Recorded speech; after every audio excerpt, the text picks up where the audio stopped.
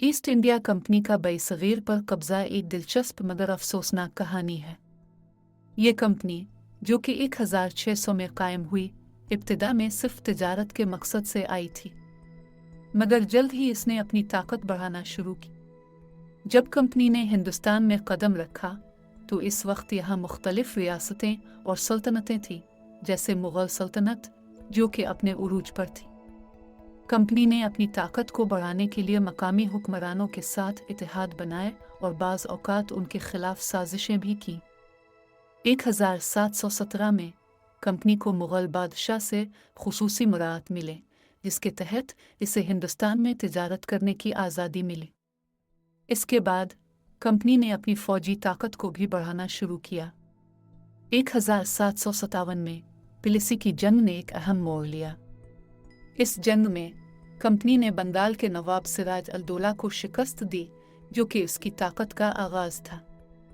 इसके बाद कंपनी ने बंगाल पर कंट्रोल हासिल कर लिया और उसके वसाइल का भरपूर फ़ायदा उठाया। इसके साथ ही कंपनी ने दीगर रियासतों में भी अपनी मुदाखलत बढ़ाई।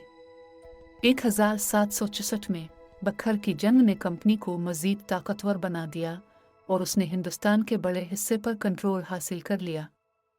कंपनी की हिकमत अमली में एक अहम उन्सर मकामी लोगों के दरमियान इख्तिलाफ़ात का फ़ायदा उठाना था। इसने मुख्तलिफ फ़िरक़ों और कौमियतों के दरमियान फूट डालकर अपनी हुक्मरानी को मुस्तहकम किया।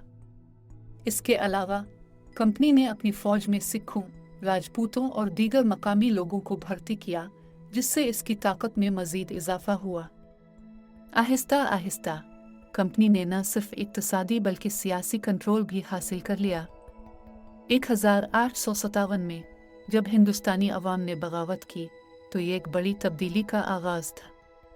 इस बगावत के नतीजे में बरतानवी हुकूमत ने कंपनी के बजाय बराह रास्त हिंदुस्तान का कंट्रोल संभाल लिया। ईस्ट इंडिया कंपनी का यह सफ़र हमें यह सिखाता है कि ताकत का हुसूल कभी भी आसान नहीं होता, मगर जब यह ताकत गलत हाथों में आ जाए तो इसके नताइज बहुत ख़तरनाक हो सकते हैं। यह तारीख़ का एक ऐसा बाब है जिसे हमें कभी नहीं भूलना चाहिए, क्योंकि यह हमारे माजी की अक्कासी करता है और हमें मुस्तक़बिल के लिए सबक देता है।